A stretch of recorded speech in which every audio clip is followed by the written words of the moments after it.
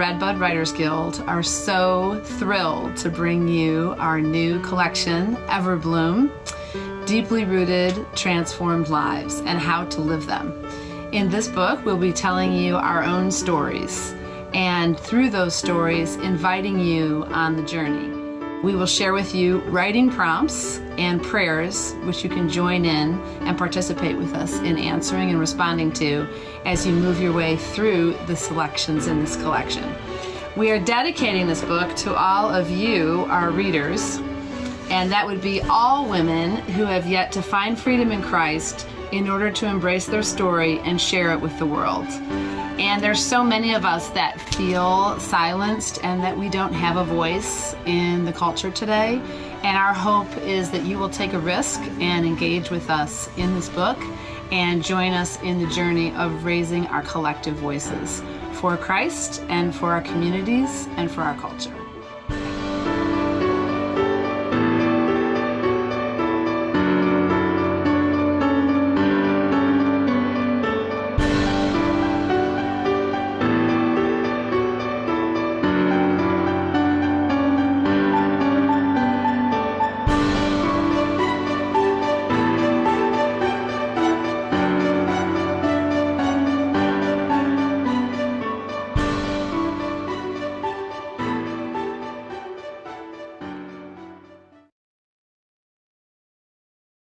Good afternoon. On behalf of Paraclete Press, welcome to this webinar with three of the amazing women of RedBudWriters Guild, Margaret Philbrick, Ronnie Rock, and Catherine McNeil. My name is Rachel McKendry. I'm the book publicist here at Paraclete, and we're thrilled to have you with us today. A recording of today's conversation will be available later on for your reference and for anyone who couldn't make it. And throughout our time together, we invite you to use the Q&A button at the bottom of your screen to submit your thoughts and questions, and we hope to get to everyone. Now, the RedBudWriters Guild is an international community of Christian women who envision a vibrant and diverse movement of women who create in community and who influence culture and faith. RedBud members strive to change the world with words as they foster a safe sisterhood of creatives who thrive in a non-competitive, supportive community. A few years ago, Paraclete published a collection called Everbloom, Stories of Deeply Rooted and Transformed Lives by women of RedBudWriters Guild, in which these incredible women not only shared their own stories, but encouraged women everywhere to join them on a journey of honesty, faith, and imagination to find their own voices. So without further ado, welcome to Margaret and Ronnie and Catherine. We're so happy to have you here today. Thank you, Rachel. Thanks. It's great to be here. Thank you so much for thinking of this and getting us together to have a talk about some things that God is doing during our collective COVID moment and how that's affecting our stories and our writing. We hope that this time really does inspire women and men to recognize that their voice does matter. And when we just watched that video again, I hadn't seen that in a while, and I was struck by how it said, you know, we so often feel silenced. And boy, here we all are in our little tiny boxes talking to each other. So hopefully you'll find this to be instructive as well as inspiring. These ladies, Ronnie lives in Texas, and Ronnie is kind of a missions dynamo. I would describe her as a woman who is very passionate about traveling to developing world, very challenging places, even some slum situations, and living among people there and bringing hope and encouragement to them. And her first book is coming out in June. What a great time to launch a book. So you guys buy it, okay? Really challenging. So her first book is, yes, One Woman Can Change the World. And she's going to talk a little bit about that at the end. And then Catherine is from the Chicago area. There's Catherine, and she looks very literary. She's very scholarly, so I'm glad she's sitting in front of a lot of books. Catherine is a huge gardener. I am a gardener, and so I admire her incredible devotion to gardening with her kids. I think of real gardeners as people who actually live on the food they grow, even in the off season, not just when the tomatoes are at their peak. And she writes about what God is doing in and through the work from the soil, kind of all the way through the acts of redemption to get us into flowering. And she has two beautiful books. She'll talk about them a bit at the end as well. But one of them is for moms raising children. And that book is Long Days of Small Things. And boy, do we know what that is like. Those days when your kids are little can be really long. And the small things matter, right? So she has written a book about that. And then her most recent book, All Shall Be Well, is really a seasonal, it's more of a seasonal guide to interacting with life in God. And how do we do that and think about it from the perspective of wilderness seasons, redemptive seasons, resurrection seasons. It's a beautiful book and I'm reading it right now. So that's very fun. So thank you guys. I do want to start out with a prayer. This prayer was just emailed to me and it came from Jen Underwood. And Jen used to be a RedBud. She left the Guild to move her family to the inner city of Chicago. And they are serving there, the community around them. And she is writing, but most of her work involves storytelling verbally and live to kids right now. But she just sent me this particular prayer, and it is by an Indiana pastor who was a pastor for 70 years in rural Indiana. His name is Samuel Pugh, and the prayer goes like this. So let's join in and share it together.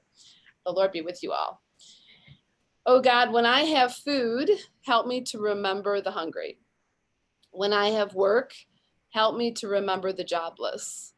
When I have a home, help me to remember those who have no home at all. When I am without pain, help me to remember those who suffer. And remembering, help me to destroy my complacency, bestir my compassion, and be concerned enough to help by word and deed those who cry out for what we take for granted. In your name, Jesus, amen. Amen. So thanks for sharing that. When we talked about this webinar a couple of days ago, the word that just kept coming up was empathy. And so we're going to talk a little bit about that today in our current season. I want to hear from these guys as writers, and I am a writer. I've been very focused on poetry and writing poetry since COVID started, and taking photos and collaborating my photos with poetry. And so that's kind of what I'm doing that's different than the writing that I normally do. And so I want to hear from these guys as well. What are they doing and how is God impacting their writing work? And what's it like to just be in a place where you're writing and you're at home, and here we are in our little boxes. So Ronnie, you want to start? Sure.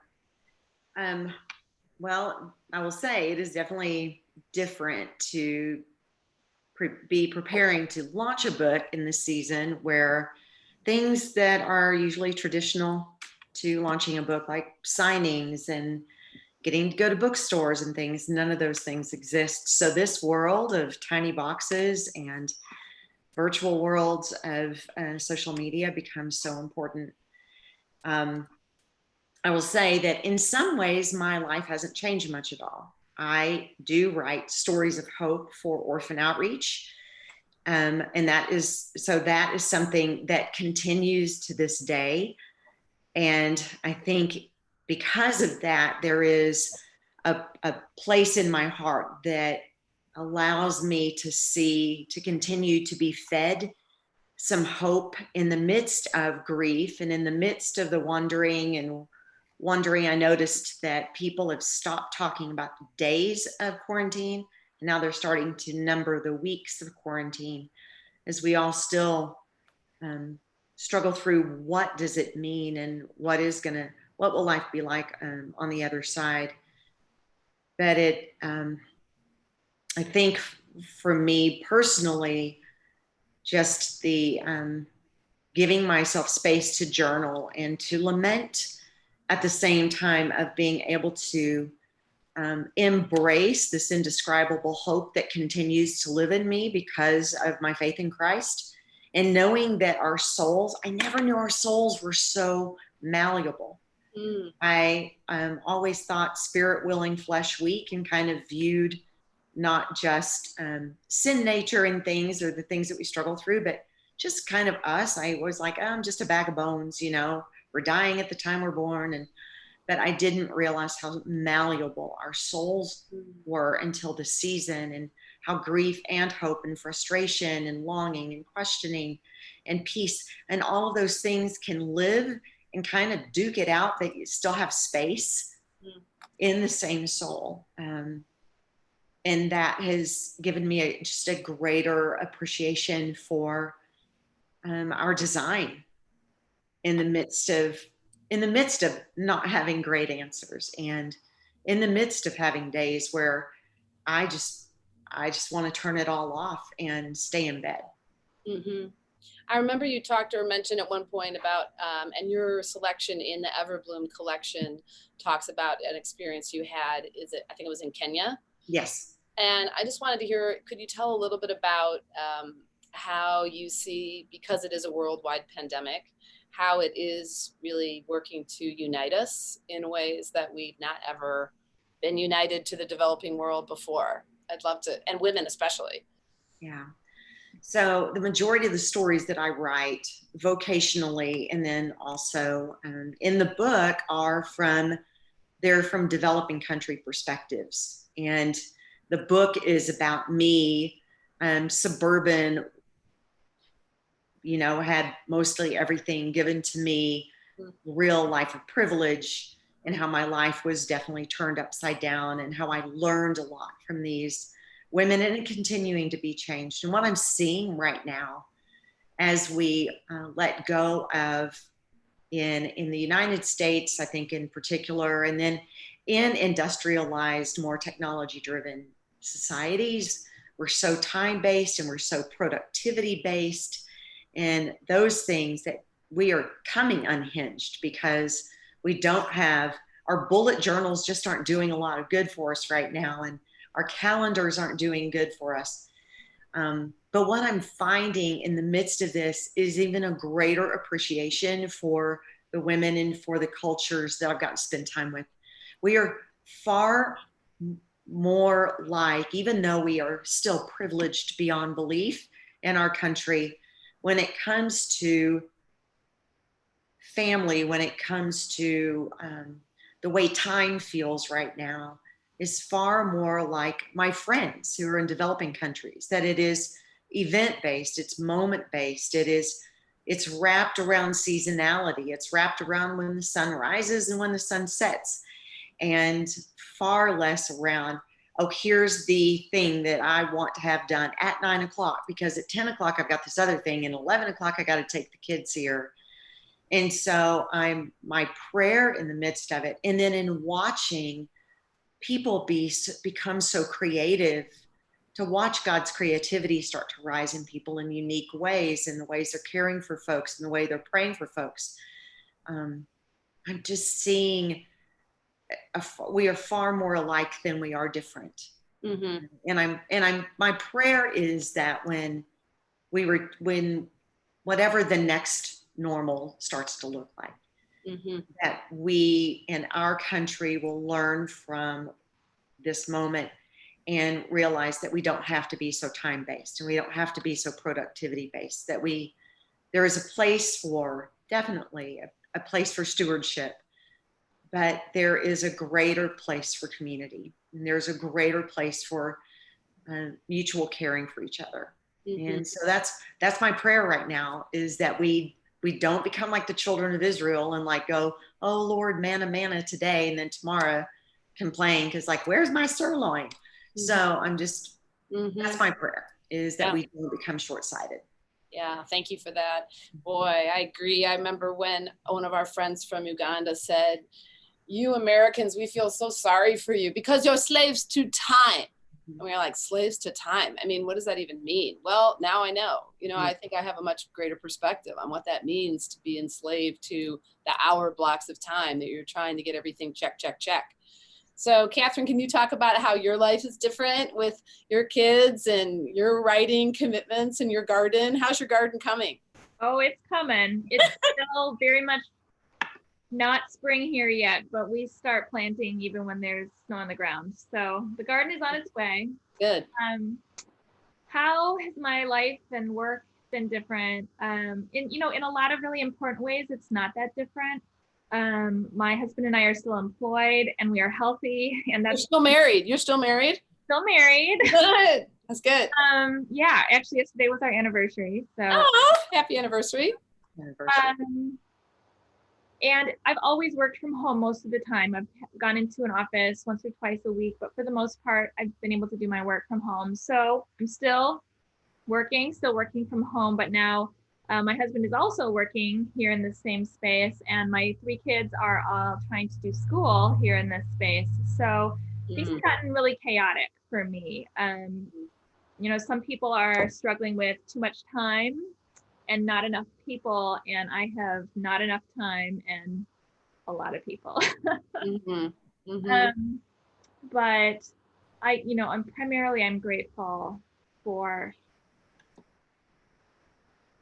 just the opportunity to gain perspective and realize that being healthy and employed is a lot. It's and a lot. my family around me, however exhausting that might be, is a blessing as well. Yeah, that prayer by that gentleman, Samuel Pugh, that he actually wrote that for Thanksgiving. I just thought that was interesting, where he's contrasting all that we have and all of our blessings with, you know, thinking about all these people that don't have what we have. And it was a Thanksgiving prayer. So you're saying that same thing. I mean, you're giving thanks that even though it's really challenging, you have a lot to be thankful for. Right. How's it affecting your writing? What's going on with what are you working on? What's happening? You know, I was supposed to be working on my 3rd book right now. That's what my calendar says that I'm doing. But I've found a lot of unique opportunities to go back to the words that I've already written in my first 2 books, or in Everbloom, for example, or things that I've written in the past. It's interesting to see how there's, especially my book, All Shall Be Well, I talk about finding God's presence during times of dryness, of wilderness, of finding hope when despair is nipping at your heels. And I've had a lot of people reach out to me and say, this is the book that I need to be reading right now.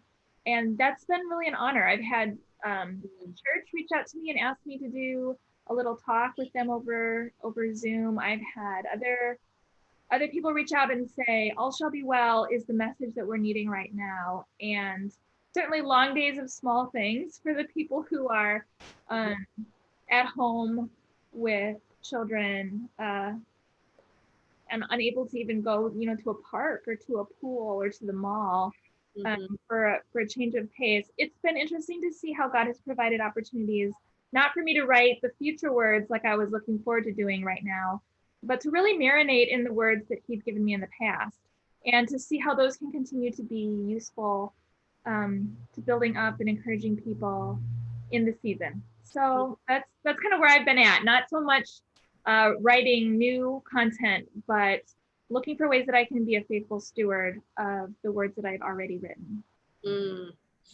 Talk about, I think, Ronnie, you mentioned this, I think there's a lot of grief. There seems to be quite a bit of feeling of the loss and trying to reorient ourselves. There's so much disorientation in how we're living versus what we knew as normal. And I think I've been reading all kinds of posts, Brene Brown and everyone is writing about how there is no more normal. You know, it's now a whole new reality. Yeah. And that we all are going to live into what that is going to look like and how God is going to define it. And so with that, just that knowledge, there's grief. You know, some of us really enjoyed aspects of our old lives. And so what are you guys seeing in terms of dealing with grief, and what is God speaking over you, or hopefully singing over you as you're grieving some of the losses? Oh gosh. You know, I am like Catherine. I'm going back to words that I have written in the past, which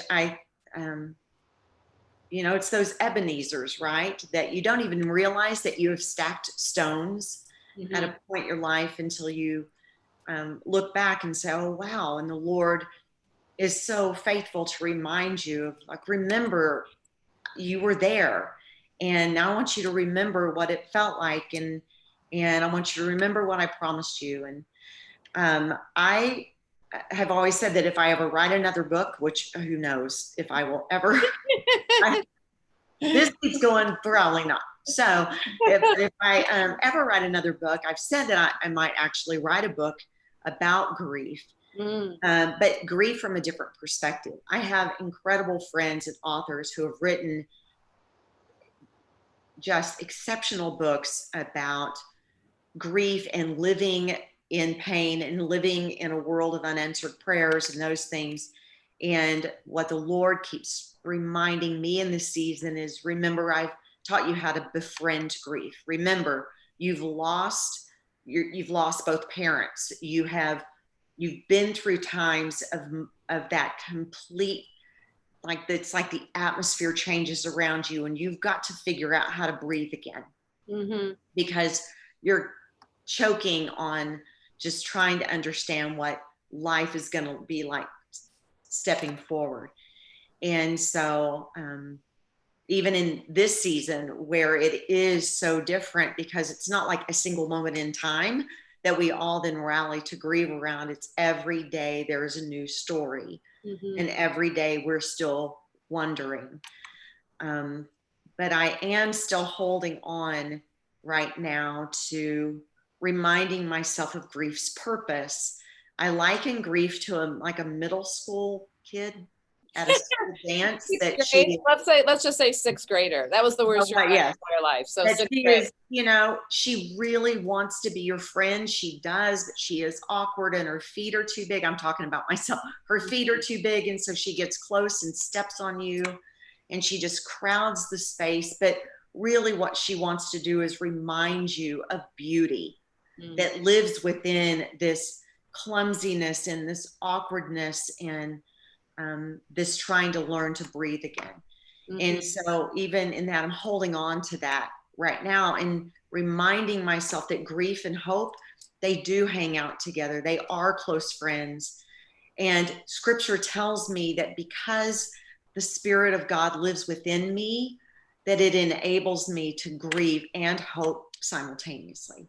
That's good. And so I can sob like a baby and want to tell the world today that it can just leave me alone, and at the same time have just this unwieldy excitement that I don't know where it's, it is that peace that surpasses understanding that says that redemption is on the way.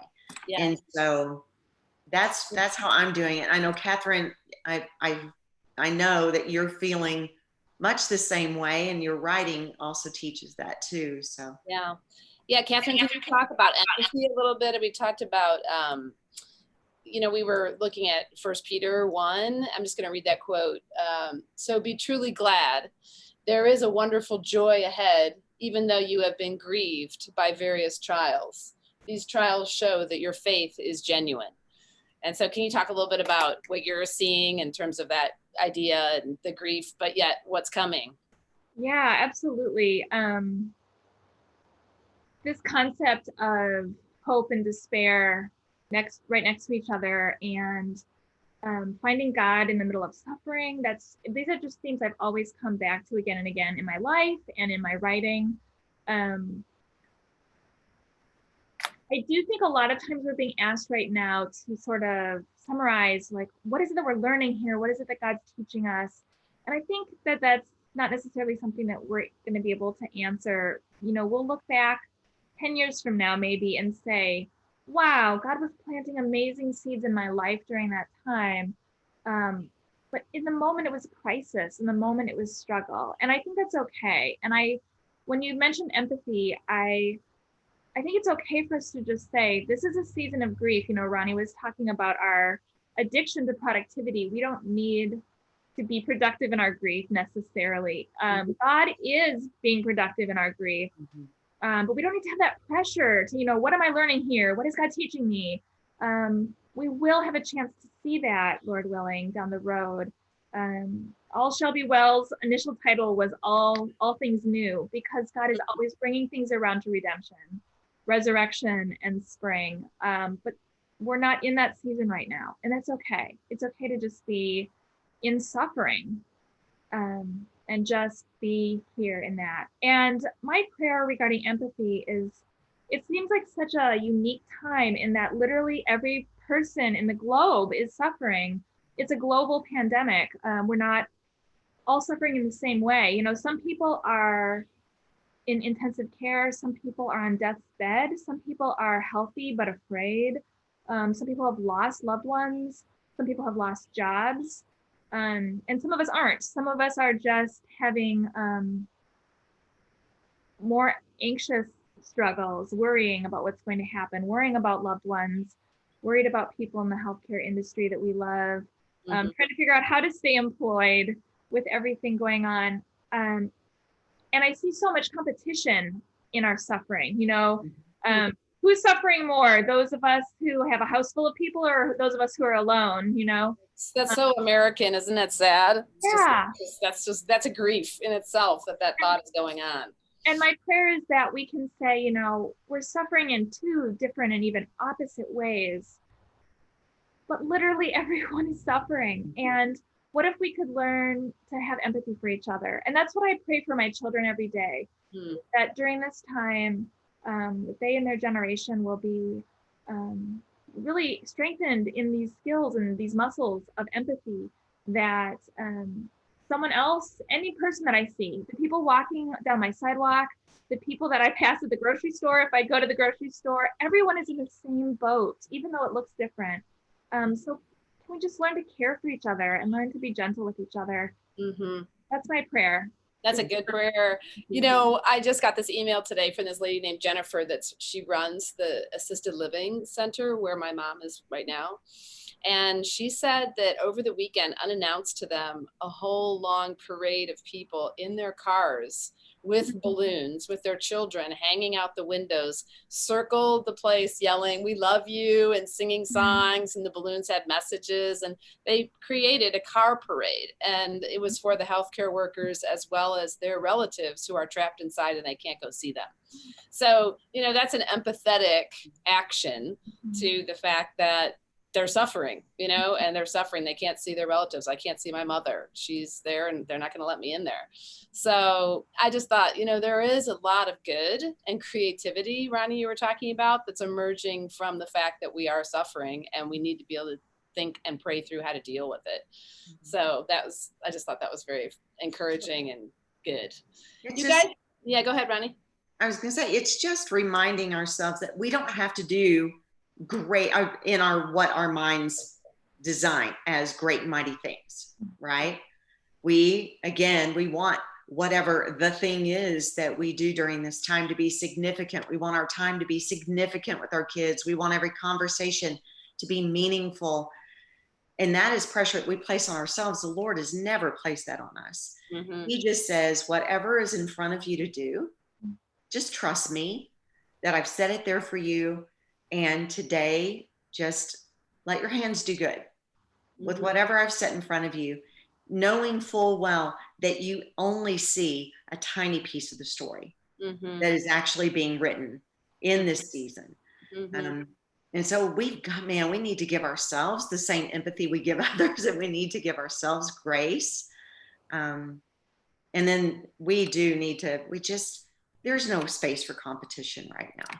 Yeah. There really isn't. There is no space for comparison. We truly are in this together. The body of Christ, for the first time ever, we are recognizing what it means when the body suffers. And so, I think that maybe hopefully that'll be a fruit of this time, is that God is detoxing us out of our American overly competitive natures. Without any sports to go to, without any sports for our kids to play, you know, it's a much more reflective in home together gardening, right? Nurturing the home front time for people. And then what do you do for your neighbor who's right down the street, who is suffering? And that's the person that you can access for 10 feet away. So yeah, it's good. It will be good. And it's going to be interesting, like you guys said, to see what is going to happen. What's going to stick? What is going to stick, right? Could you guys show and talk a little bit symbolically, since you are writers and we're kind of addicted to metaphor? I think, Ronnie, you had that ampersand that you were talking about with me. I like symbols. Yeah. Can you talk I about collect that? them. There's one Yeah. on the wall. I Yeah, do. tell us about that. You said to me, I think this is your favorite symbol. I've never heard of such a thing. Why is that? It is my favorite symbol. And if anybody ever gets an ampersand for me, I like this one. I like the curlicue version, not that little whatever E thing with the slice through it. I love the ampersand for what it represents. It is and in itself and. So, for example, if Catherine and I were going to start a business and we were going to be Catherine ampersand Ronnie, it would mean that we have come together and we are united, but at the same time, we individually are creative and we individually hold power and we individually have heritage.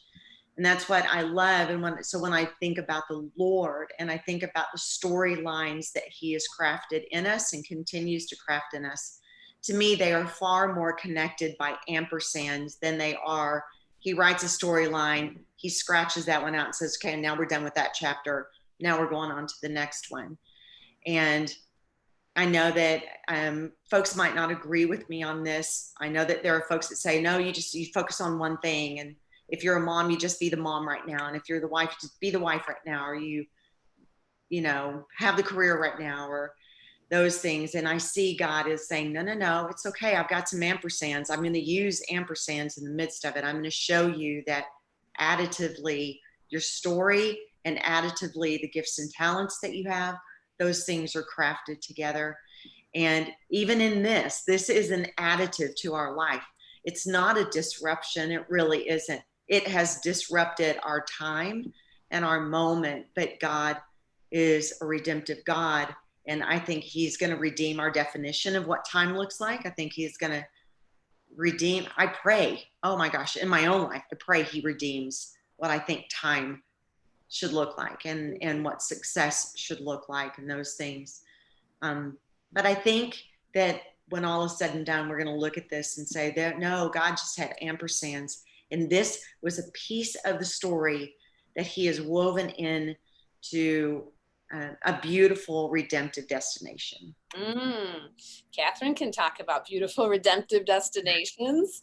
Tell us, Catherine, about the desert. What's going on out there that we're all living in? Oh man, well, I don't live anywhere close to the actual desert, but winter comes here in force every year. And around this time of year when everyone else is posting pictures of themselves outside, they start to get kind of desperate, we all do go through wilderness and desert seasons, and that's always been a very powerful metaphor for me. A few years ago, my husband and I did go on vacation to a legitimate desert in the middle of nowhere between Nevada and California.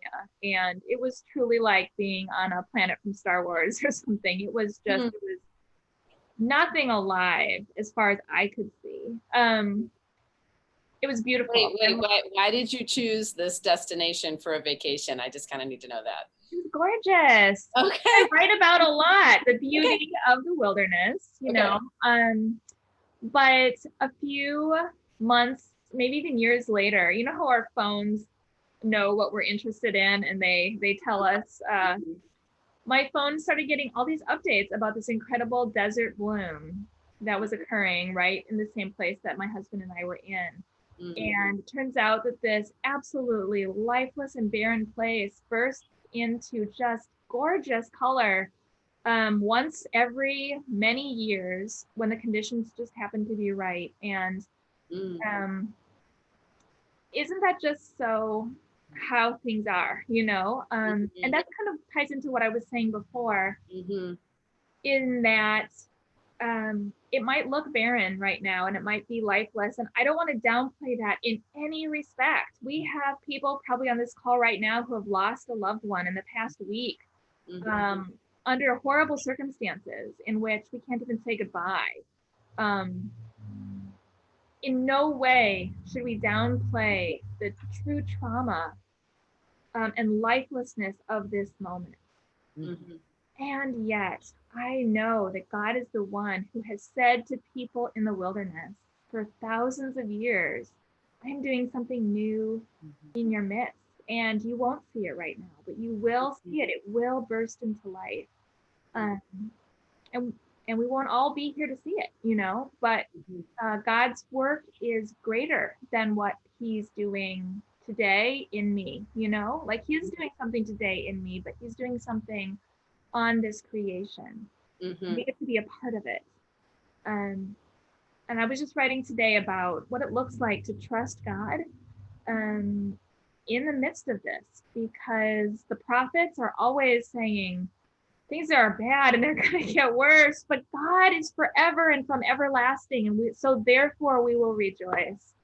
And if that doesn't take a lifetime to grasp, I don't know, it does. It takes a lifetime. Yeah, I know that on Vesuvius, when, Vesuvius erupts, right? I think it was 69 AD, and everything's buried in black, igneous ash. And for just generations, there was just not much going on there in terms of growth. And if you go there now in the spring, the whole drive up the volcano is yet filled with yellow Genestra. The whole thing is blooming. It's just as far as you can see.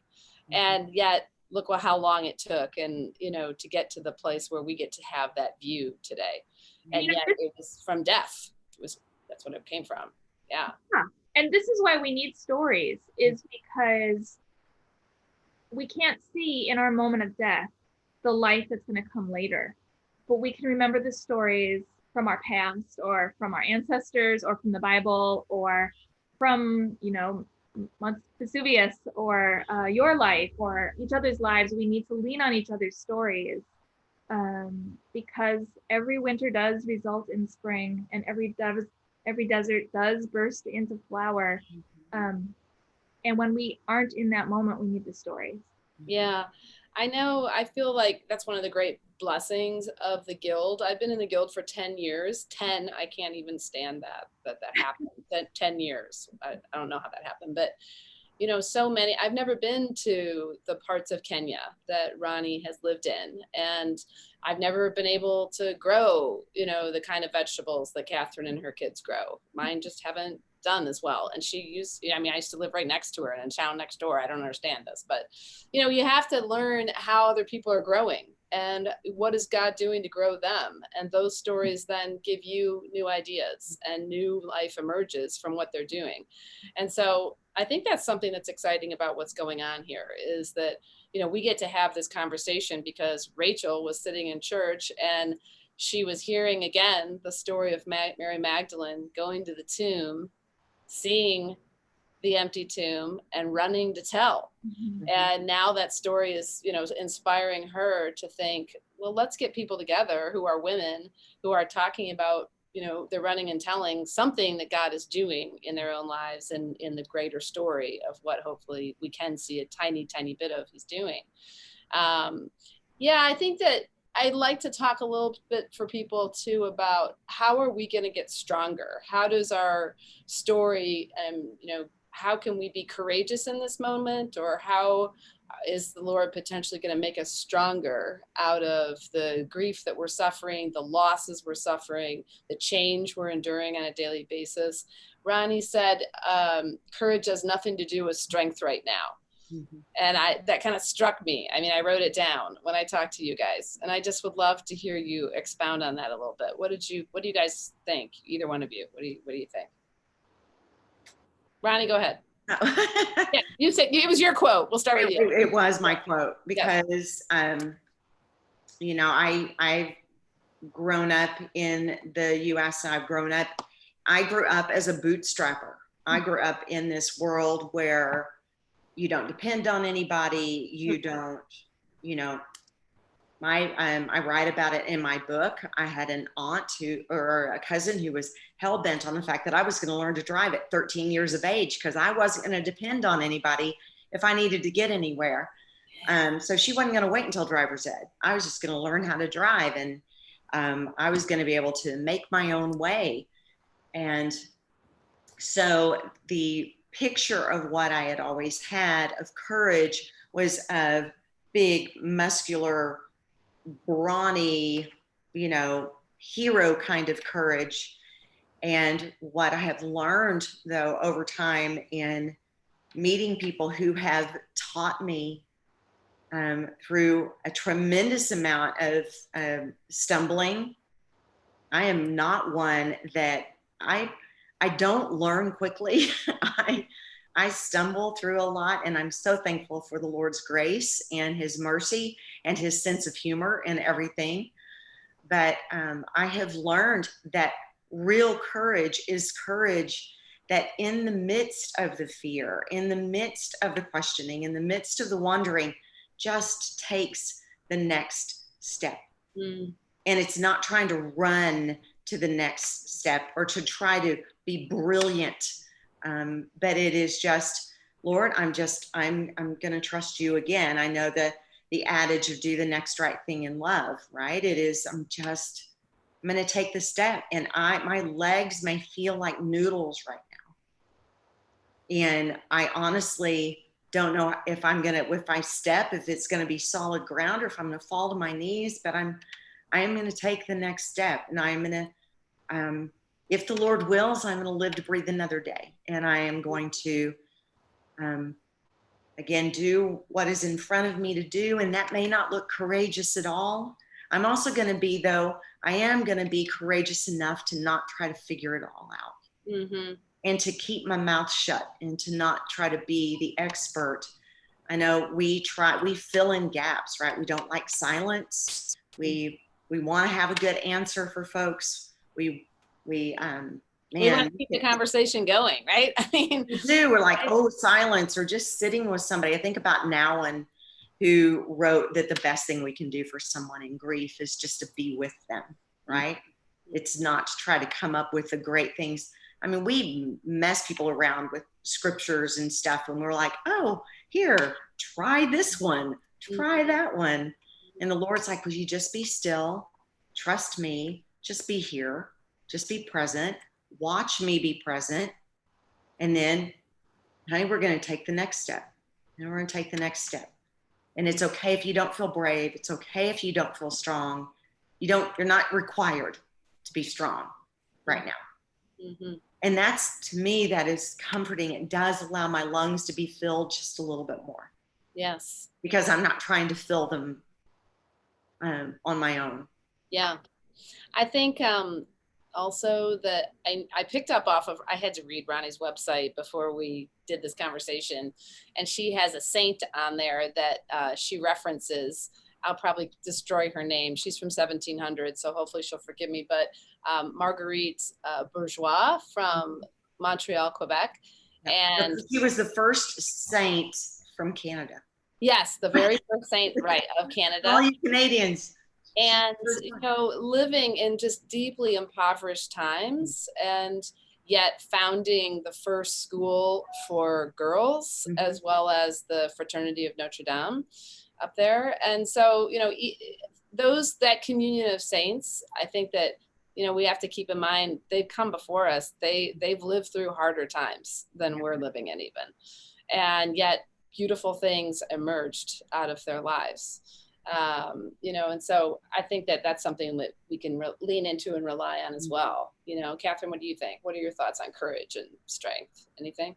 Oh, well, I'll echo everything that the two of you just said. One thing that you just said, Margaret, made me remember that so much of what has been passed down to us was not passed down by people who were living in easy times, but people who were suffering desperately and found God to be present. And again, maybe didn't even see or feel that God was present at the time, but looked back later.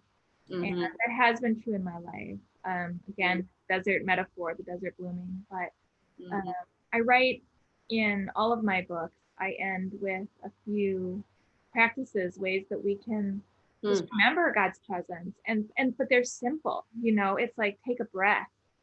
And every 2 seconds we breathe, and that's our opportunity to remember that we exist in God's creation, and it's God's spirit that sustains us. And so I absolutely echo what Ronnie was saying about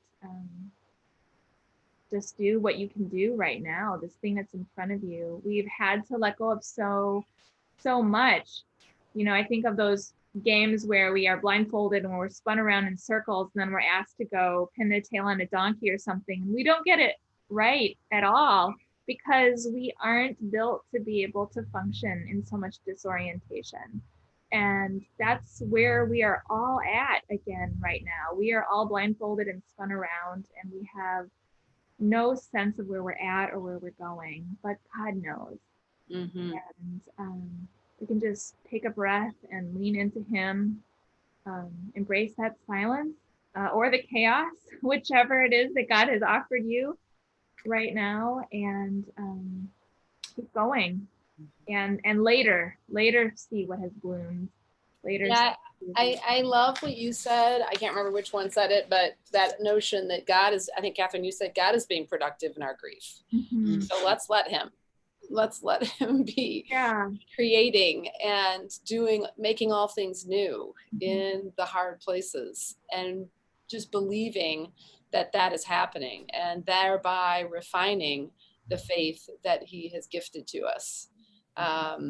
Because it's not up to us right now to be, checking boxes and making line to-do lists. Like, let's let Him be the productive one. I love that.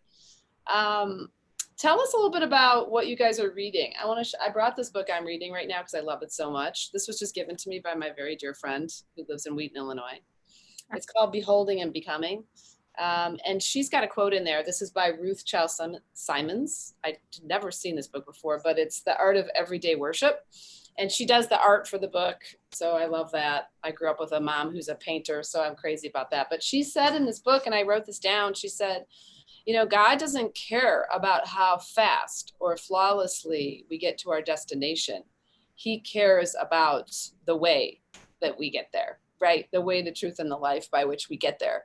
And it's not about being the first one to the end, or just the perfection of trying to get there and have it all put together.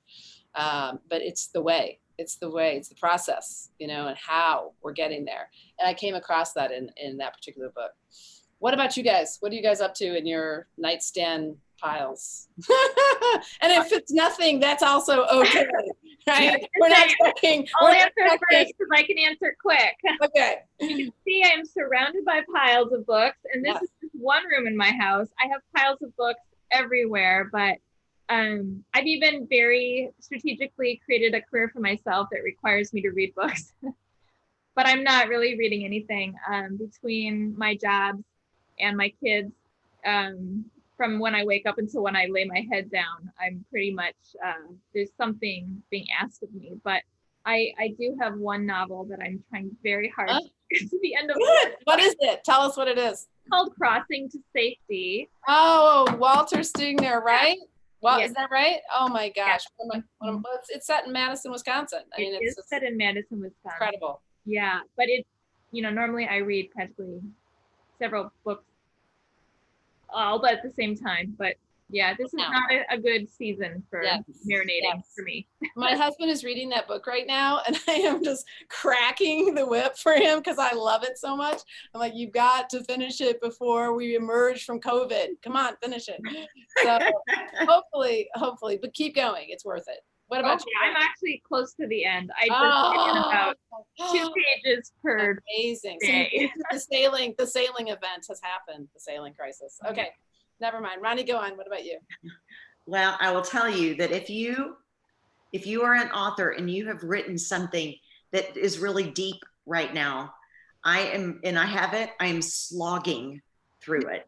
I find that I am like ingesting snack-sized chunks of weighty things. My brain, and I know that there are psychologists and stuff that can explain this, neuroscientists that will tell you that like right now I have creativity at 100% or 0.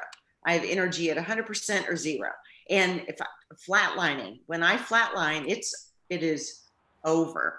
I have never been one of those like folks that falls asleep in a chair. But now I am. I'm like, oh my gosh. So I am, like I said, if it is meaty, weighty, heavy, it's bite-sized chunks for me because my focus is just challenged right now. This is a book that I love. It's called Every Moment Holy. And it is a book of liturgies. And I mean, some of the liturgies are like a liturgy for doing the laundry, a liturgy upon arising, a liturgy when somebody's having a hard day. These, they're simple and they're beautiful, and they are helping to center me. I'm also, I'm finding that small excerpts and small devotionals are working better right now than, like I said, big, weighty things. And there is a book, and I forgot to bring it up with me, that I have read probably 5 times already, and I've given it away as gift time and time again. But it's a little tiny children's book called And Then It's Spring. Mm. And I wish that I had a box of them, because I would just give them to everybody. But it is a tender book to remind you, just in that whole thing, it's like just the next day, we're just gonna, I'm here today, and I'm gonna be present today. And it is all about a kid that's just waiting he's just waiting to see if a seed cracks through the ground. And it is a tender book, and I love it because in one of the pages, I'm not a spoiler alert, but in one of the pages it talks about the bears and how he put signs up to tell the bears not to stomp, because the bears they're always stomping. And I think about that because, man, there are some days that I just feel like the bears are stomping just on everything, and everything feels like I can't see to the next day. I can't see those things. It's just the bears are stomping. So yeah, that's a good idea. Children's books. I highly recommend them right now. Children's books in COVID. I love that idea. I know there's a book, also a children's book, that is called The Boy Who Looked for Spring. I don't remember the author, but that's another one that's kind of along that line. It's beautiful. It's all watercolor illustrations. It's beautiful. Let's talk a little bit, Ronnie, about your new book that is coming out. What's kind of the main reason why people should buy it and read it?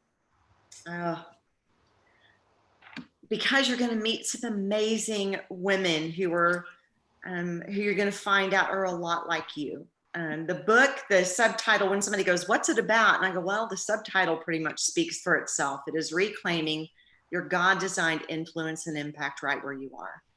And it is a book of gritty hope, a real gritty hope that women that I have been honored to get to know over time from a variety of different countries, none of them sat as a child and said, when I grow up, I'm going to go and I'm going to get my master's and I'm going to do this thing and I'm going to, everything that it tells us in James 4 not to do. None of them have. There is a former nun in the book. There are folks that just lived. Sorry. Okay. And there's my life right there. Yeah. But it is women of all ages. The youngest in the book was 15 when I met her. The oldest was in her early 70s. And it is, they are women who some of them have gone through significant oppression. Most of them lived in oppressed societies. Some of them are not well educated, some of them very well educated, but they all have this beautiful, gritty hope and this resilience in them that is a reminder to all of us of the way God actually designed us in Genesis 1, and how he really, when he created woman, looked at us and said, oh, this is really good. This is so very good. And just so it talks about comparison. It talks about shape. So I do talk about God being a God of the ampersand in that book. One of the stories that got away, I wasn't able to put in the book, is actually the story that's in the Everbloom book. Okay, good. It is about. That's in the Blossoms section. So Everbloom is organized by, we did roots, trunk, branches, blossoms. And then there's essays and poems in those sections. And Catherine's is in branches. And so I'm going to ask you to, Ronnie, yours is in blossoms. For your books that you're recommending today, your new book, Ronnie, what section would you categorize your new book as? Would it be roots, trunk, branches, or blossoms? That's a great. The women, what you get to witness in the book through their stories is I do share the blossoms with you, but you're going to meet some real rooty women. Okay. And Catherine, to remind us of why we were designed in the first place. What would you say about your books? All Shall Be Well. You know, I'm not sure exactly how I would fit All Shall Be Well into that metaphor, because I really do take it from the moment kind of before there's even hope of life, where despair and darkness and mystery is all that there is, all the way through to full-blown, the chaos of full-blown life, and then back waning through autumn and then winter, back into the desert. And then, spoiler alert, it does end. The last chapter is called Resurrection. So I think I kind of follow the whole life cycle, but the book is taking place, it's a spiritual formation book. So it's talking about how God is the creator and he is here, present in all that he made, and that there are things in just the natural life cycle that we can observe out our windows that can feed us as we are going through different seasons in our own life, whether it's a season of grief or a season of busyness. There are stories that I think God has put in creation. So hard to fit it in. It's a big arc. It's a very big arc. Okay, that was a hard question. Small stories. Yeah. And then Long Days of Small Things. This is a book about finding God in the chaos. The back of it says when you don't have quiet or time, because we're all trained to have a quiet time. So maybe the roots section there, how to just stop feeling guilty when we don't have any time to ourselves, and just realize that God is already right here where we are. Yeah. And then, yes, in Everbloom, my chapter is in the branches. Nice. Thank you, guys. Rachel, you want to ask some questions? Well, sure. I'm popping back on because people are really interested in your books. Loretta Hurdy says she's so happy to be part of this webinar. You're beautiful, empowering women. I want to read all your books. And Rebecca Rodriguez is asking if your books can be found on audiobook. My books are available in print or Kindle or audio. So you can find them in any format that you like, wherever books are sold. And mine are just, my books are just in print and in ebook format. One of my books, a novel, has the music embedded into the e-format, so you can actually listen to the music. So that's kind of cool. That is cool. And my book is available right now for pre-order, and it is available, it'll be available in print and Kindle, and right now is being recorded for audio. Nice. Lovely. Yeah, Paraclete has just started releasing audiobooks starting last fall, so I'm sure Everbloom is on the list because we have to catch up with our backlist. Good. Thank you. So here's another question. This is a deep one from Rebecca Rodriguez. She says, I lost my 15-year-old daughter to mental illness on February 2/20. I'm struggling on getting a routine for myself. My husband has me write a list, but I don't complete the things I write down. What's the easiest way? Do you have any suggestions? I would say Ronnie talked a bit about redeeming the time, and that is a verse from the Psalms. So I would check that out, that particular verse, and I would submit your to-do list to the Lord and kind of get free of it a bit and ask him to order the time, and just trust him to do it, so that you're not the one who has the burden of accomplishing and or feeling like you didn't, that you can go to bed at night feeling like this is what the Lord had for me to do today, and he's redeeming the time that he's giving to me. That'd be my thought. I was going to say, Rachel, or Rebecca, I would tell you it's okay to embrace grief right now. It is okay our culture does not like pain. We want to get past it really quickly. We think that grief is not something that we're supposed to hold. We treat it as an enemy. And I would just say, allow yourself for grief to have its work. And I don't know if you journal, I don't know if you write things down, but I know for me in processing grief, not just the grief of loss, but also I've realized that there are times that you grieve really celebratory things, because for every big yes, there's a no. And just writing down those feelings, knowing full well that you're doing that in the secret place with the Lord, but let him know how you are feeling. Lament, it is okay to do that. And you know what? If you do one thing in a day, you celebrate the one thing, but don't condemn yourself because there is a list of things that you feel that you're supposed to do or that society thinks that you're supposed to do. Don't. Yeah, Rebecca, I would say, you know, February was just so recently, and the loss of a child is perhaps the most devastating grief we can walk through. So I would just say so much grace for you to grieve. You don't need to have figured out how to get through the day yet. You know, you can take the time that you need, and it's hard to find what we need during the season when we're so socially isolated. But I would say if there's a pastor or a friend or a therapist or a counselor that you could reach out to in this time, so that you're not alone.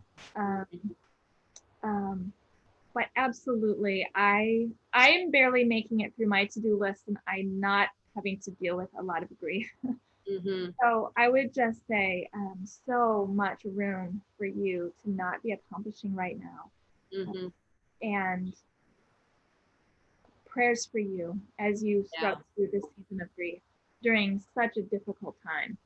Yeah, we'll pray for you. I have a friend who lost her husband when he was in his early 40s, and she had 2 young children, and she put a black wreath on her door and she fed them mac and cheese for an entire year. Because she was telling people, you know, I'm in mourning. I cannot live my normal life. And that's just where I'm at. So it's okay. And people will respect that and honor that. And I think it's okay for you to communicate that as well. Thank you so much. Unless anyone has anything else that you want to add, I just want to thank the 3 of you for having this conversation with all of us today. Thank you so much to everyone who joined us. I hope that you've seen the links that we've been posting in the chat bar to where you can find more work, the books that were mentioned, and more information about these 3 ladies and all of the women of RedBudWriters Guild. So seriously, thank you again very, very much for spending this hour with us.